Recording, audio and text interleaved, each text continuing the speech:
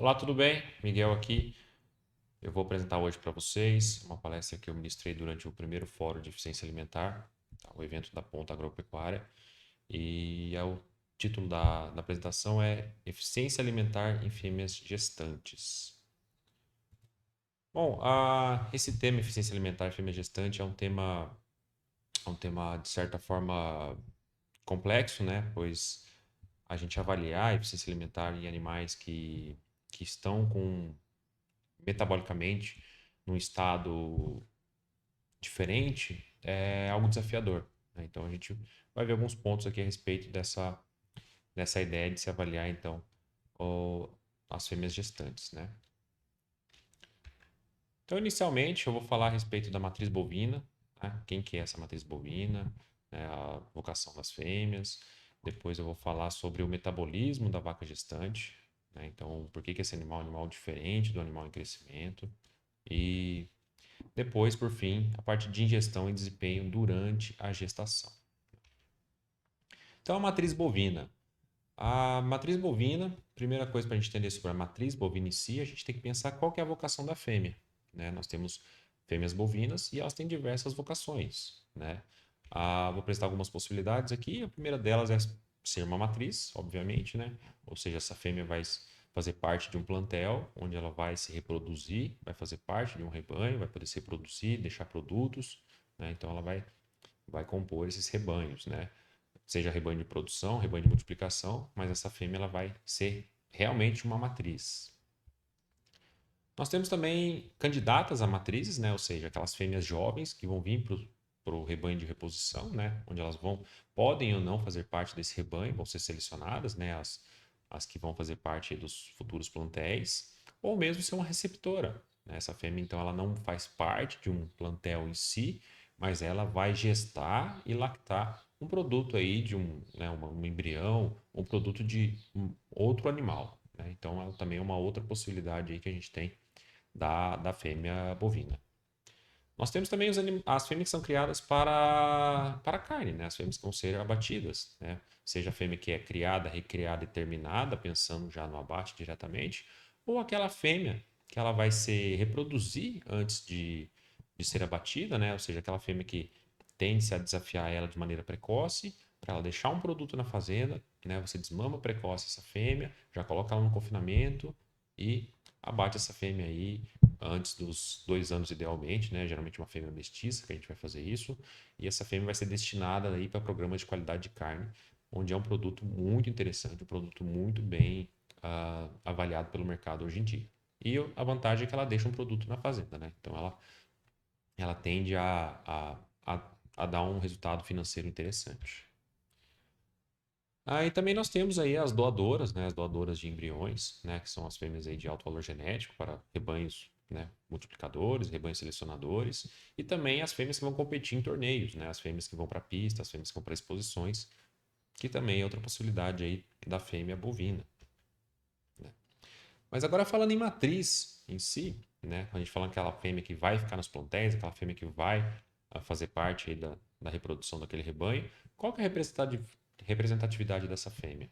Bom, nós temos aí que a fêmea, a matriz bovina, ela representa mais ou menos um terço do rebanho, tá? Então, se a gente pegar o rebanho brasileiro, que de, de acordo com algumas fontes, a gente tem aí cerca de 200 a 220 milhões de cabeças, nós temos aí que aproximadamente 70 milhões de cabeças são compostas por matrizes bovinas, tá?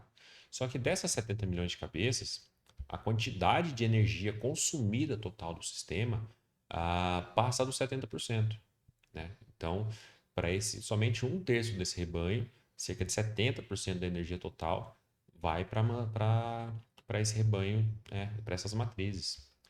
E desses 70%, 50% representa somente a questão da mantença dessa matriz. Então, aqui a gente enxerga uma excelente oportunidade para melhorar a eficiência alimentar desses animais e aí sim conseguir destinar mais energia e mais nutrientes desse sistema para outros processos para melhorar a produtividade, como crescimento, lactação e gestação, né? Então, o importante é a gente entender também que não somente a fêmea está consumindo energia, mas que ela está provendo para o seu produto. Então, nós temos uma grande dependência materna durante um tempo representativo aí na fase de criação dos animais.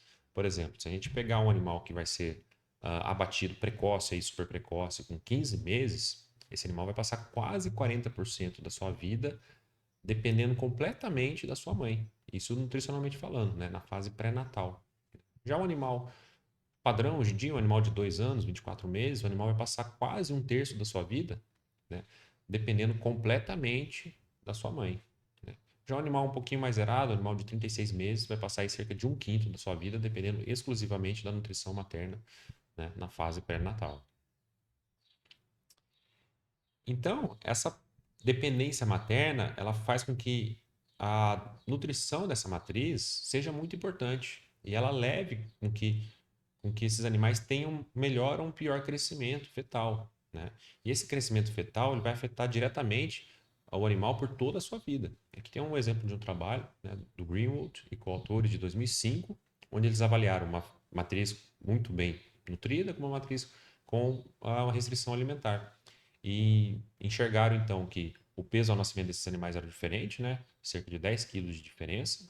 Então, o animal de baixo peso ao nascimento tinha 28 quilos, o animal em média, o animal de alto peso ao nascimento 38 quilos. E viram esse efeito nas fases posteriores, né? Então, na desmama, já deu uma diferença de quase 25 quilos por animal, né? Onde o animal que nasceu mais pesado já desmamou também mais pesado.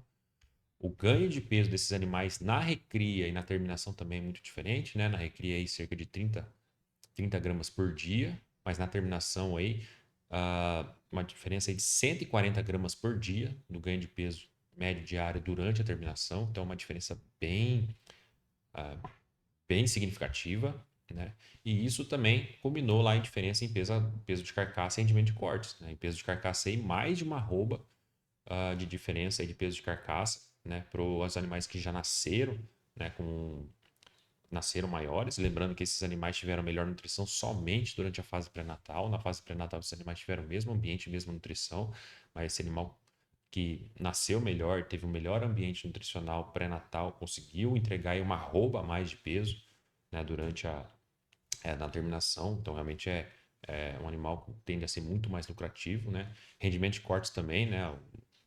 Aí temos aí quase 20 quilos de diferença de peso de corte, mas sem diferença em eficiência alimentar dos animais, né? Então nós tivemos aí, ah, conseguimos ver a importância dessa dependência materna e desse crescimento fetal aí durante a fase pré-natal. E por que isso acontece? Quando a gente pensa na nutrição pré-natal, a gente tem que olhar alguns processos que são importantes que vão levar esse animal a crescer mais durante a fase pré-natal, mas também, principalmente, a serem animais mais produtivos ao longo de toda a sua vida, né? Então, se a gente pegar lá essa matriz gestante, ela vai ingerir nutrientes, né? Obviamente, esses nutrientes vão ser metabolizados, depois, posteriormente, vão ser absorvidos, né? Principalmente pelo intestino delgado, transportados para a vaca e para o feto, esses nutrientes, né? Então, ele vai ter que nutrir tanto a matriz quanto também o feto, né? E alguns desses nutrientes, eles são doadores de grupo metil, por exemplo, né? Então, nós temos aí nutrientes como a metionina, folato, colina, betaína, B12, B2, B6, tá? Que são nutrientes que são doadores de grupo metil, né? E esses doadores de grupo metil, eles se ligam a locais específicos do DNA, né? Ou mesmo nas caudas das estonas, fazendo então aí a regulação da expressão de alguns genes, né? E essa regulação de expressão de alguns genes, ela de certa forma ela é estável e potencialmente herdável. Então são os chamados processos epigenéticos. Alguns desses processos epigenéticos estão apresentados aqui, né? Então esses processos epigenéticos sendo estáveis, eles vão durar mais tempo ao longo da vida desses animais que são estimulados por esses nutrientes do que a do que quando esses animais têm uma nutrição diferente. Tá? Então, por isso que esses animais vão ter o melhor ganho de peso na recria, melhor ganho de peso na terminação, maior peso da carcaça. Não é só porque ele nasce mais pesado. A gente tem a questão do crescimento fetal, temos sim, mas claro que o mais interessante é que há mudanças metabólicas estáveis que fazem com que esse animal seja mais produtivo ao longo da sua vida. E essas mudanças, elas ocorrem aqui principalmente, né, no ciclo do carbono único, né, mediadas aí no ciclo do folato, onde nós temos ali, né, folato B2, B12, né, metionina e alguns outros, né, colina, que são ali doadores, né, de carbono aí para entrar nesse ciclo do carbono único, que por sua vez vai fazer aí algumas modificações metabólicas, processos epigenéticos que vão ser duradouros ao longo da vida desse animal. Mas se a gente quiser pensar aqui no caso da eficiência alimentar e o metabolismo da fêmea mesmo, a gente vai cair mais nessas duas primeiras fases aqui, ou seja, a ingestão de nutrientes e como esses nutrientes são metabolizados, né? Se a gente quiser pensar em provas de eficiência alimentar dessas fêmeas. Então a gente vai para essa parte do metabolismo da vaca gestante, né? Por que que essa fêmea é uma fêmea diferente, né? Primeira coisa, por que cuidar da vaca gestante, né? A gente sabe que essa vaca, normalmente, ela depois de emprenhar, ela vai ser destinada a aos pastos, não necessariamente os melhores pastos, né? Porque a gente sabe que essa fêmea vai conseguir parir bem, principalmente se a gente falar em fêmea zebuína, que tem realmente uma grande capacidade, né, de mobilização de nutrientes, né, para o seu feto. Mas por que cuidar da vaca gestante? Bom, a vaca gestante ela é sagrada, né? A vaca ela é sagrada, né? E aqui eu não estou fazendo nenhuma alusão ao hinduísmo nem nada do tipo. A vaca ela é sagrada principalmente porque ela trabalha sempre, tá? A matriz bovina ela não tira férias.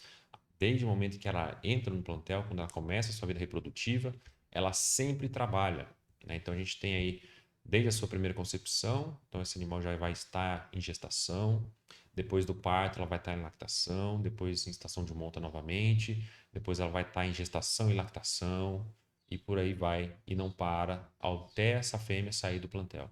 Então ela sempre está trabalhando. Então ela não tira férias nunca. Faça sol, faça chuva, estação seca, estação chuvosa, não importa, essa fêmea sempre está trabalhando. Por isso que a vaca é sagrada.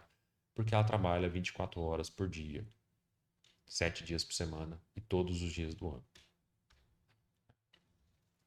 E a sua exigência nutricional, principalmente de energia e proteína, varia de acordo com o estágio que esse animal está, o estágio metabólico, né? Se essa fêmea está em lactação, por exemplo, principalmente início de lactação, quando a gente fala aqui das fêmeas de corte, as exigências nutricionais desse animal são muito altas.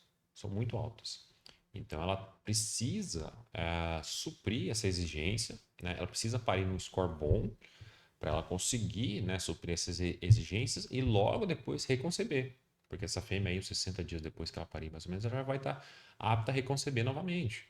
Então ela precisa estar no score corporal bom para ela sair do anestro estacional, para ela começar a ciclar e se reproduzir novamente, né? Então a gente tem diversos períodos onde os desafios nutricionais dessa fêmea são grandes, né? E aí a gente tem, por exemplo, o período pós-desmama, e antes aí do terço final de gestação, que é um período excelente para recuperação do score corporal dessas fêmeas, né? Ou seja, ali na fase pós-desmama, a gente consegue fazer com que essa fêmea recupere bem o score de consciência corporal e é uma estratégia interessante de nós pensarmos ali, né, em fornecer uma nutrição melhor e adequada para esse animal para conseguir parir num score ideal e depois se conceber novamente e por aí vai, né? Mas quando a gente pensa aqui na fêmea gestante mesmo, nós temos aqui que em cada terço de gestação nós temos processos importantes acontecendo. Claro que em termos de desenvolvimento, o primeiro terço de gestação é o mais importante, onde mais processos estão ocorrendo, né? Onde a gente tem principalmente a parte de organogênese, formação dos órgãos, que são vitais aí para esse animal ser um animal viável, né? Então, aqui, o primeiro terço de gestação, vários processos, né? Não vou falar todos eles aqui, mas processos fundamentais para esses animais. Aí o segundo terço de gestação iniciando, então aí a miogênese secundária, né? A gente teve lá a miogênese primária, miogênese secundária responde aí mais ou menos por 95% de toda a miogênese. Lembrando que a miogênese realmente ela ocorre somente na fase pré-natal, né? Pouquíssimo ocorre na fase pós-natal. Então a hiperplasia dos tecidos musculares acontece na fase pré-natal dos animais, depois disso é só hipertrofia, né? E também o início da adipogênese ali no segundo terço de gestação, naquela fase que eu falei que é o adequado para a gente recuperar o score dessa vaca. Nós temos aí o terço final de gestação, né? Onde nós temos aí o finalzinho da miogênese, o início da hipertrofia muscular e um aceleramento aí da adipogênese e, claro, principalmente no terço final de gestação, uma maior demanda nutricional desse animal pelo crescimento fetal, que acontece aí, cerca de 75% de todo o crescimento fetal acontece no terço final de gestação. Então, é importante lembrar, quando a gente pensa em metabolismo da vaca gestante, é que essa vaca ela não está em homeostase, ela está em homeorrese. Então, o estado homeorético dessa vaca faz com que ela tenha um metabolismo completamente diferente de um animal, por exemplo, em crescimento, né? Então, elas têm adaptações metabólicas e fisiológicas para poder, então, melhor suprir nutrientes para todos aqueles processos que ocorrem ali durante a gestação, né? E, principalmente, a melhor forma de fazer isso é que ela faz é a partição dos nutrientes que são metabolizados e ingeridos por ela, né? E essa partição acontece de forma totalmente diferente quando a gente compara com o animal em crescimento, né? E lembrar que esses nutrientes precisam ser adequadamente transferidos para o feto, né? E ela faz isso de forma muito eficiente, né? Então aqui a gente tem aqui só uma ideia de dois principais nutrientes, energia e proteína, né? De uma outra forma, lá desde a vaca parida, né? Depois na sua reconcepção, na fase de lactação, gestação, né? Mas quando termina a fase de lactação, onde nós temos a menor demanda ali, né? Após a desmama, ali no, no, no sexto, sétimo e oitavo mês pós o parto, ou seja, o terço final ou terço médio de gestação também, né? Onde a gente tem ali aquela menor demanda de energia líquida e proteína metabolizável. Então, é a fase adequada para a gente conseguir recuperar o score dessa vaca, né? E a gente vai destacar agora a proteína, tá? Então, por que que é importante a gente pensar na proteína quando a gente fala em fêmea gestante, né? Bom, se essa fêmea está bem nutrida, se ela tem 110, 140% das suas exigências atendidas de proteína, né, que nem sempre isso acontece, cerca de 80% dessa energia que é digerida vai para o intestino, vai para o útero grávido. Então, 80% de toda a proteína que é ingerida por esse animal vai para o útero grávido.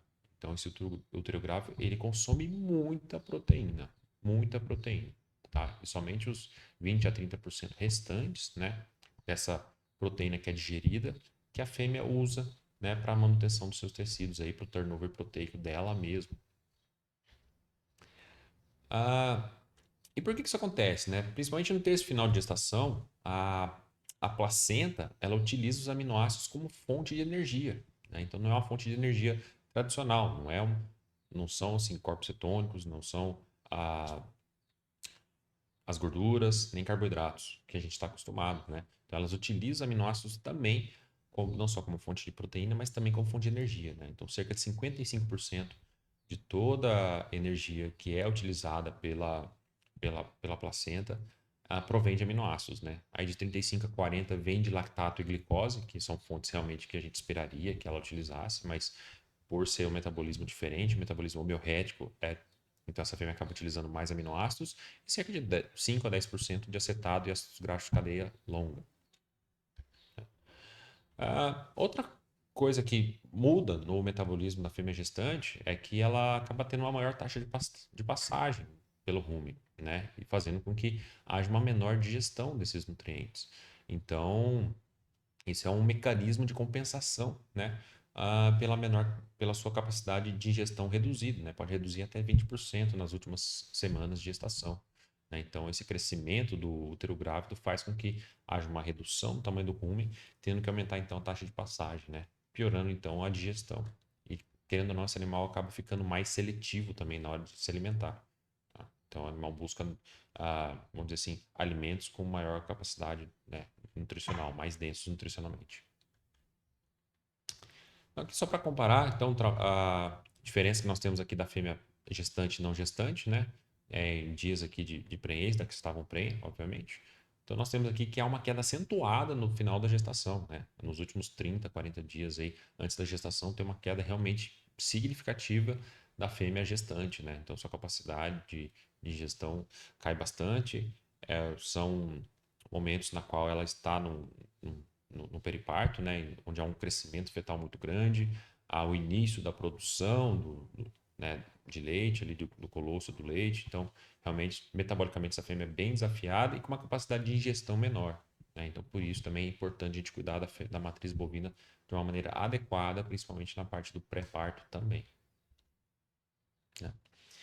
E por fim, agora a gente vai para o terceiro tópico, que é a parte de ingestão e desempenho durante a gestação, né? Então, Lembrar que a ingestão ela aumenta, né, até o meio da gestação. Então, esse animal, como ela tem uma alta demanda por estar lactando, e depois, né, ela vai passar pelo seu meio e final de gestação, ela vai aumentar essa ingestão, né, durante essa fase de lactação.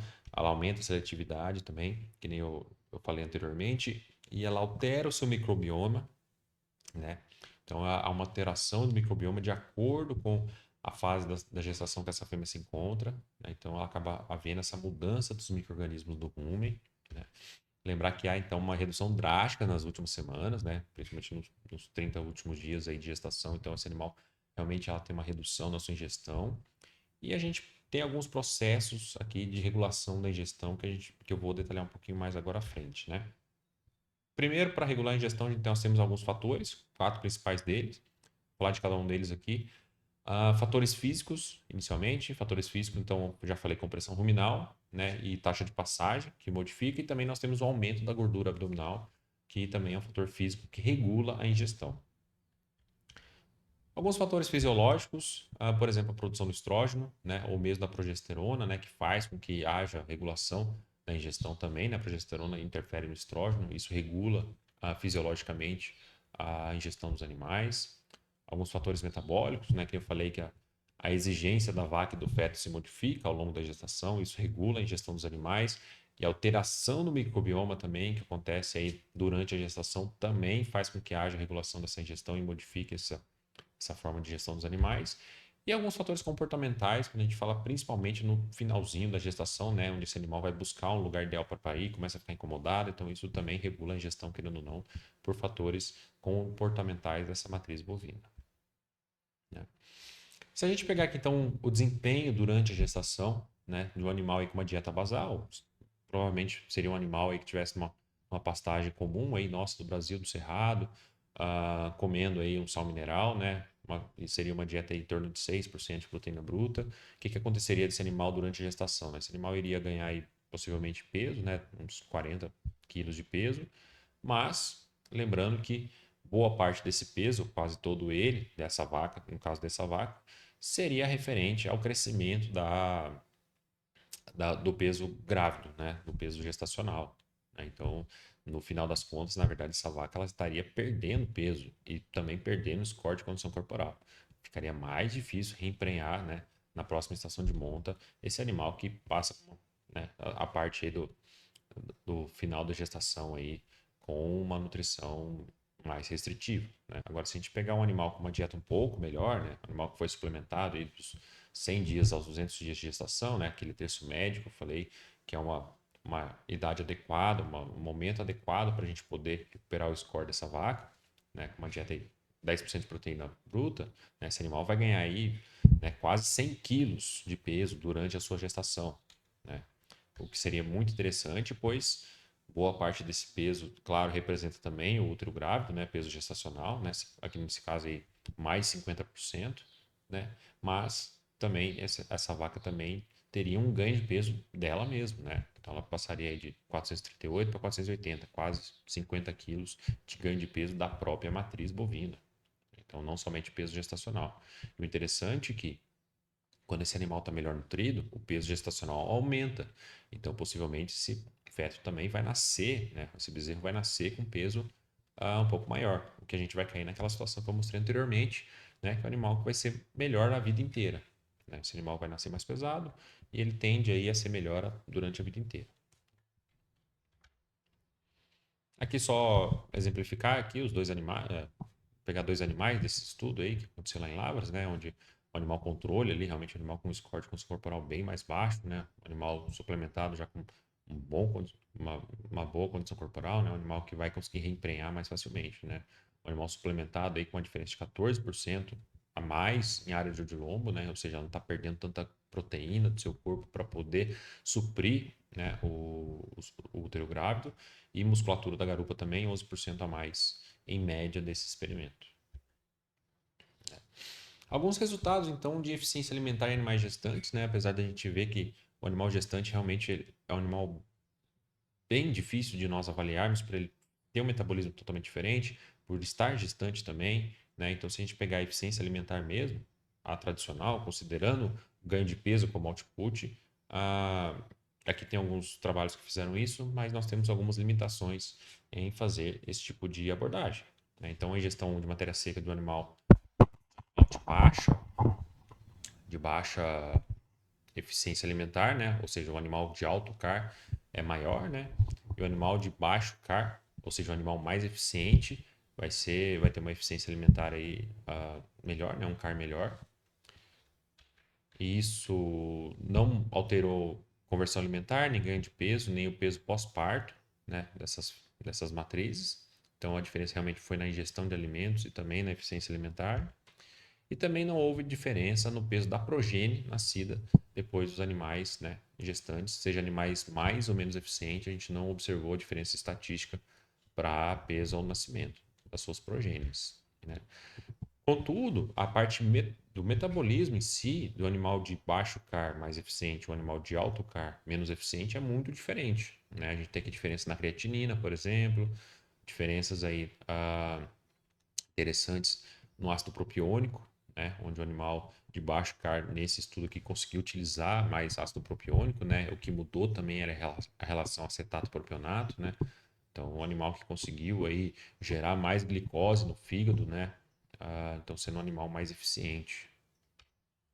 Aqui outro estudo da mesma forma, né, mostrando aí diferença em ingestão alimentar, né, o animal menos eficiente ingere mais, o animal menos eficiente tem um CAR mais alto, sem diferença estatística no ganho médio diário, mas também novamente nos parâmetros aí ruminais algumas diferenças importantes aqui, né, a questão da amônia, né, o animal mais eficiente tem menos amônia no rumen, né? O pH também do fluido ruminal é mais alto para animais mais eficientes, né? Aqui não houve diferença em ácido propiônico nem em ácido valérico, mas houve diferença no pH e também na amônia.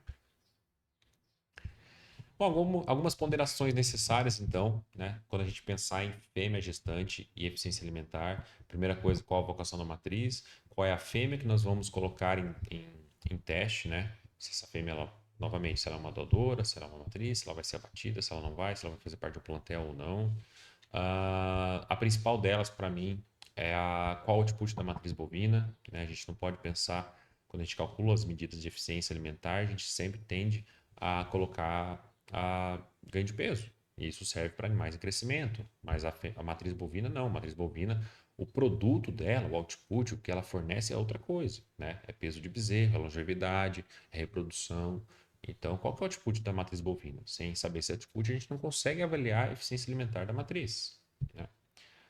E isso vai culminar no modelo para ingestão estimada. Se a gente estiver falando de medidas de regressão, né, onde a gente tem que ter uma estimativa, né, de uma ingestão, estimativa de um ganho, você precisa ter um output. E para você ter o output, você tem que pensar o que essa vaca vai gerar. Para aí você colocar no modelo de gestão para você ter o quanto que ela deveria gerar daquele produto, né, e comparar com o que realmente ela gerou. E aí você tem a eficiência alimentar desse animal, né? Outra questão é qual fase da gestação avaliar, né? A gente viu diferenças aqui em processos que estão sendo formados pelo feto, em diferenças de exigências nutricionais pela vaca, diferenças no metabolismo da vaca em si, na utilização desses nutrientes, na repartição desses nutrientes, né? Então, tudo isso vai interferir na hora de nós pensarmos qual fase da gestação avaliar, né? Novamente, qual tipo de dieta utilizar, né? Porque em provas de eficiência alimentar, se a gente tiver uma dieta mais desafiadora, mais quente, né, para desafiar o animal, para ele ter mais produto, né, para ele ter mais output, não necessariamente vai estar refletindo, né, a condição que esse animal vai viver, né? Então, isso, se esse animal às vezes ele pode ser mais eficiente, numa condição melhor nutricional, mas quando ela for para o seu ambiente natural, para a sua alimentação que ela realmente vai ingerir, ela não necessariamente vai ser mais eficiente nesse caso. Então, é importante esse pensamento em torno de qual dieta utilizar, né? Outra coisa, mudanças na condição corporal, né? Nós sabemos aí que se o animal for colocado em confinamento para poder avaliar a eficiência alimentar desse animal, vão haver mudanças na condição corporal e isso pode refletir aí nas futuras estações de monta que essa vaca possa se apresentar, né? E por fim também, quais os efeitos a longo prazo na matriz e na própria progênie, né? Se esse animal for novamente fechado para ser avaliado com uma dieta mais mais quente. A gente viu que vão ter alterações no metabolismo dessa vaca e também do seu feto, né? Ali por processos epigenéticos que podem durar aí durante toda a vida da sua progênie e também possivelmente passar para as próximas gerações, né? Então, isso são alguns efeitos que nós ainda precisamos de alguma resposta para poder, para a gente conseguir pensar melhor na eficiência alimentar de matriz bovina, né? Então, eu queria agradecer, né, aqui a atenção de vocês. Aqui é só uma palestra então, que eu ministrei lá, só para a gente ter aqui ideia né, do que avaliar quando a gente pensa em matriz bovina, em fêmea bovina gestante e eficiência alimentar. Tá? Muito obrigado.